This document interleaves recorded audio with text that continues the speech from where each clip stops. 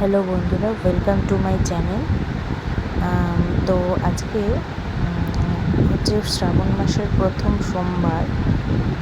আজকে আমি সারাদিনটা কিভাবে কাটাবো তোমাদের সাথে সেটাই শেয়ার করব, বিশেষ করে সকালটা। তো আজকে যেহেতু সোমবার, তাই সকালবেলা উঠে ছেলেকে তেল মালিশ করে খাইয়ে দিয়েছি। এবার আমি আমার কাজে লেগে পড়বো। এই যে দেখো, যখনই কাজ করতে আসবো তখনই বিছানায় উঠে পড়বে, বিশেষ করে বিছানা ঝাড়ার সময়। যাই হোক, আমি মধ্যেই আমাকে করে দিতে হবে কাজ। তো এইভাবেই আমি কাজ করে থাকি ডেইলি। তো যাই হোক, বিছানাপত্র ভালো করে গুছিয়ে নিচ্ছি। গুছিয়ে নেওয়ার পর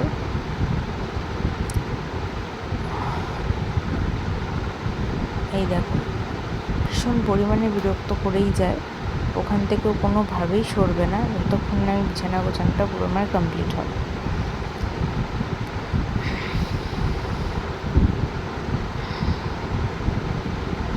অবশ্যই আমার ভিডিওটা যদি ভালো লেগে থাকে, please like, comment and share করো এবং আমাকে সাপোর্ট করো।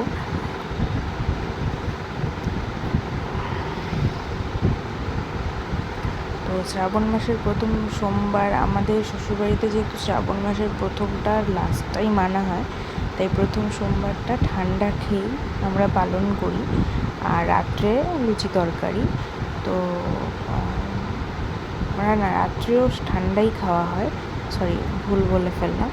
তো সকালবেলা পুজো টুজো করে আমি সকালেই জল ঢেলে নিই। তো জল ঢেলে আমি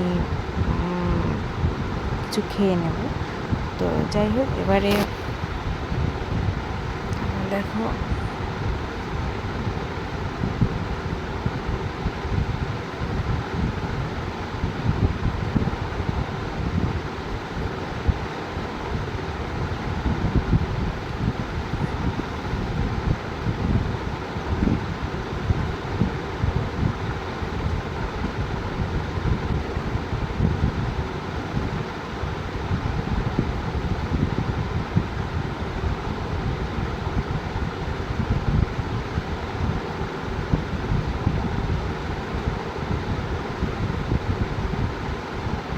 তো যখন আমি ব্লগটা এডিট করছি, দেখছি আমি শুধুমাত্র পুজো অবধি ব্লগটা কন্টিনিউ করতে পেরেছি। তারপরে আর আমি কন্টিনিউ করতে পারিনি, কারণ একটু ব্যাংকের কিছু কাজ ছিল বলে আমি গিয়েছিলাম।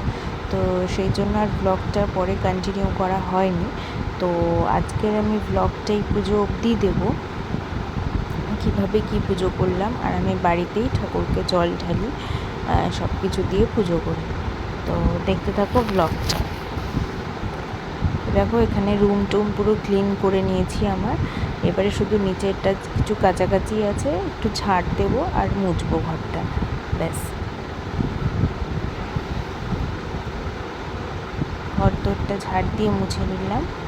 আর এখানে ছেলেকে খাইয়ে দিচ্ছি। খাইয়ানোর পর তোমাদের সাথে আবার কথা বলবো। তো ওকে খাইয়ে স্নান করিয়ে ঘুম পাড়িয়ে দিয়ে তবে আমি উপরে এসেছি স্নান করে এবার পুজো করতে। নইলে পুজোটা অনেকটাই দেরি হয়ে যাবে। দেখছো বাইরে বৃষ্টিটা কীরকম হচ্ছে, খুবই বৃষ্টি। যাই হোক, এবারে আমি পুজোটাও করে ফেলছি। তো দেখো, এই যে সব ঠাকুরকে স্নান করিয়ে তাদেরকে জামা কাপড় পরিয়ে বসাবো। এই যে সকালে আমার যে বড় মা, সে পুজো করে গেছে। তো এবারে আমি জল টল ঢালবো। তো দেখো, এই যে আমি সব কিছু দিয়ে দিয়েছি, মালা ঢালা।